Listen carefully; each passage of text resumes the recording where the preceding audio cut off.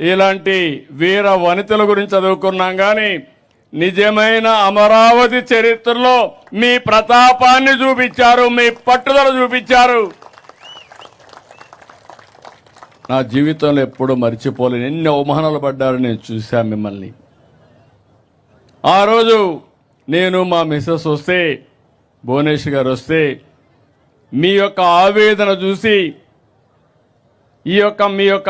మీరు చేసిన త్యాగం చూసి ఉన్న పళంగా నాకు కూడా చెప్పలేదు.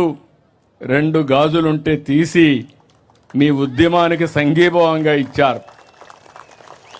వారొక్కరే కాదు, చాలామంది ముందుకు వచ్చారు. ఎక్కడెక్కడో ఉండే ఎన్ఆర్ఐస్ ముందుకు వచ్చారు. ఆ రోజు చాలా సమస్యలు వచ్చాయి. ఒక పక్క రైతాంగం భూములు ఇచ్చేశారు, మీకు వ్యవసాయం లేదు, ఆదాయం లేదు, మీకు వచ్చే కవులు కూడా ఇవ్వలేదు. మీరు లీగల్గా పోరాడాలంటే చాలా కష్టం. ఒక పక్క ఉద్యమం, ఒక పక్క జీవనోపాధి, ఇంకో పక్క ఖర్చులు. ఇవన్నీ చూసినప్పుడు చాలా బాధేస్తే నా దగ్గర కూడా ఆ రోజు డబ్బులు లేవు. ఎన్నో సంవత్సరాలు పార్టీని రన్ చేశాను కానీ డబ్బులు లేకపోతే ఎంత ఖర్చు పెట్టాలని నేను కూడా ఖర్చు పెట్టి కడాల జోలి బట్టి వసూలు చేసి స్ఫూర్తిదాయకంగా మీకు అందించాం ఉద్యమానికి. పవన్ కళ్యాణ్ గారిని చూశాను. ముళ్ళ కంచెలేస్తే ముళ్ళ కంచెల్ని ఛేదించుకొని మీరేమన్నా చేయమని మీ దగ్గరకు వచ్చి సంఘీభావాన్ని తెలియజేశారు. బీజేపీ నాయకులను చూశాను, వాళ్ళు అదే మరిగా వచ్చి సంఘీభావాన్ని తెలియజేశారు. ఇప్పుడు కూడా జ్ఞాపకం, న్యాయస్థానం దేవస్థానం, అమరావతి నుంచి అరసువెల్లి వరకు మీ పాదయాత్ర మధ్యలో మీరు ఆపేసే పరిస్థితి నేనే సజెస్ట్ చేశాను. వద్దు, ఇంకా పోవద్దండి, ఈ దుర్మార్గులు ఏం చేస్తారో తెలియదు, మర్యాదగా ఈరోజు 1 అడుగు తగ్గదాం, రాబోయే రోజుల్లో 10 అడుగు సింహాల మారిగా ముందుకు పోదామని చెప్పా. అది ఈరోజు చూపించాం.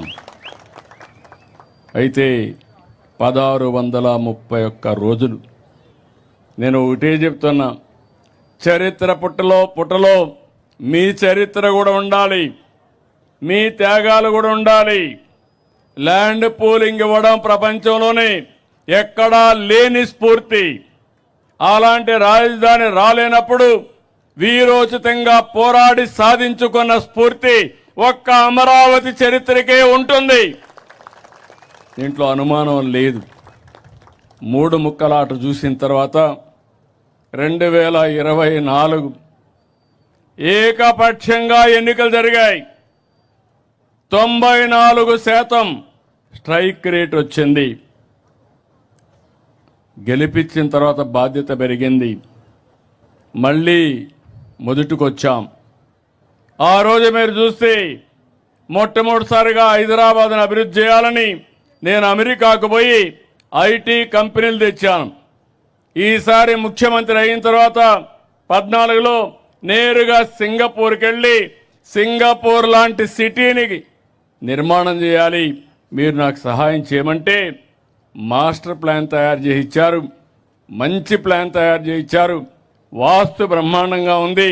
ఎవ్వడు ఏమీ చెయ్యలేడు, 1 ఇంచి కదలపలేరు. సుజావుగా జరుగుతుంది. ఇప్పుడు హామీ ఇస్తున్నా, ఇది ప్రపంచంలోనే ది బెస్ట్ సిటీగా తయారు చేసి జాతికి అంకితం చేస్తాం. ఇది ఒక ప్రపంచ రాజధాని అమరావతి, ఒక ఆదర్శ రాజధాని అమరావతి, తెలుగు జాతికి గుండె అమరావతి, జాతి గౌరవం అమరావతి. అందుకని మళ్ళీ ప్రధానమంత్రి గారు 2 సార్లు రావడం ఎప్పుడూ చూడరనుకుంటాను. అది కూడా ఒక చరిత్ర. మొదటిసారి ఫౌండేషన్ వేశారు, మళ్ళీ